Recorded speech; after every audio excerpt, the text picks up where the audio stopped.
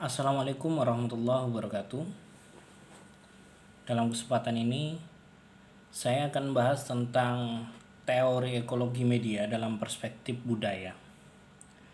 Teori ekologi media itu adalah teori yang membahas tentang elemen-elemen di sekitar media, karena yang dimaksud ekologi ini adalah lingkungan dari media itu. Ada banyak teori tentang ekologi media ini, namun yang akan saya bahas dalam kesempatan ini adalah teori ekologi media yang dipopulerkan oleh John Dimick dan Eric Rothenbuehler. Pada tahun 1984 mereka menulis tentang The Theory of the Niche Quantifying Competition Among Media Industries, yang kemudian dikenal sebagai salah satu poin dalam lingkup teori ekologi media. Mereka, Dimick dan Rothenbuehler ini, menggarisbawahi ada 3 elemen penting dalam media yang menjadi penopang atau menjadi lingkungan di media itu. Yang pertama adalah tonggak finansial dari media tersebut. Yang kedua adalah konten dari media tersebut. Yang ketiga adalah audiens dari media tersebut. Ada 3 elemen penting yang sifatnya bukan substitusional atau bukan saling mengganti, tapi harus ada tiga-tiganya. Agar media itu bisa berkembang, maka pondasi finansialnya harus bagus, kontennya harus jelas, audiensnya juga mesti tepat sasaran.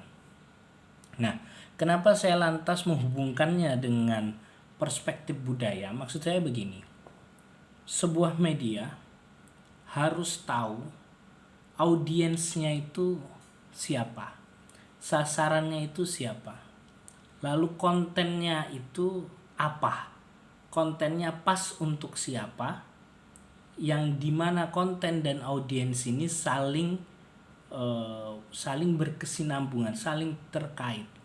Contohnya, apabila ada media yang secara konten bisa memproduksi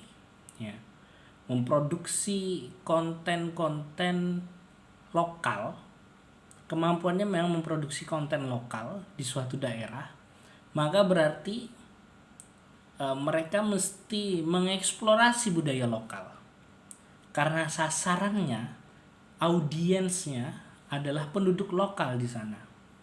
Dia tidak perlu repot-repot menjangkau penduduk yang tidak di budaya tersebut.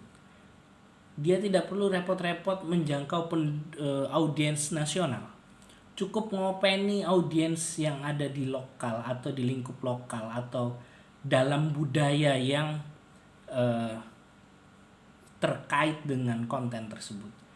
Misalnya ada konten berbahasa Jawa Timur begitu. Konten berbahasa Jawa Timur, maka dia khusus untuk audiens Jawa Timur. Dia harus sudah membuat konten-konten yang spesifik untuk audiens yang juga spesifik. Media tidak perlu takut media lokal tidak perlu takut kehilangan audiens apabila dia sudah memastikan kontennya itu cocok dengan audiens yang dijadikan sasaran.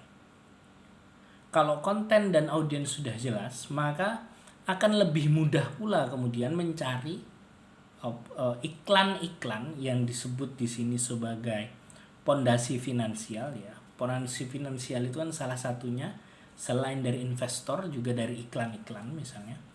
Iklan-iklannya juga nanti adalah produk-produk lokal atau produk-produk yang kiranya memungkinkan untuk dibeli oleh para audiens. Nah, jadi ada keterkaitan kan antara konten, audiens, dan produk apa yang pas, yang kiranya tepat sasaran untuk dipakai oleh para audiens. Contohnya, tidak mungkin ketika kita tahu audiens kita itu anak muda, kita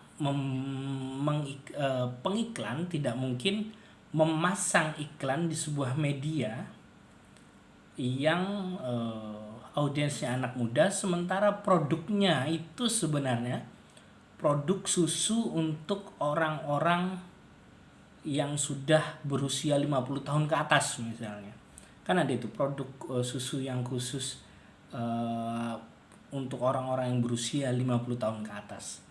Ketika media itu untuk anak muda, maka produk yang tepat untuk mereka yang muda ini ya tentunya baju atau tas atau sepatu atau hal-hal lain.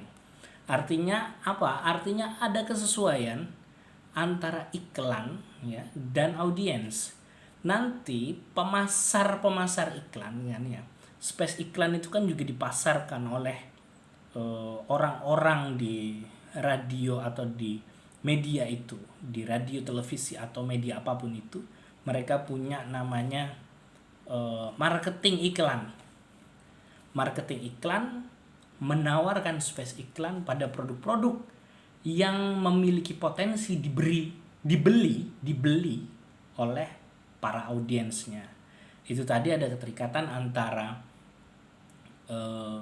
audiens, finansial, dan konten, di mana budaya di suatu daerah bisa menjadi isu atau menjadi poin penting yang dieksplorasi oleh media untuk secara spesifik meraih audiens, mengelola konten, dan mengeruk keuntungan finansial dari pemasang-pemasang iklan di daerah tersebut. Itu saja yang bisa saya sampaikan dalam kesempatan ini. Assalamualaikum warahmatullahi wabarakatuh.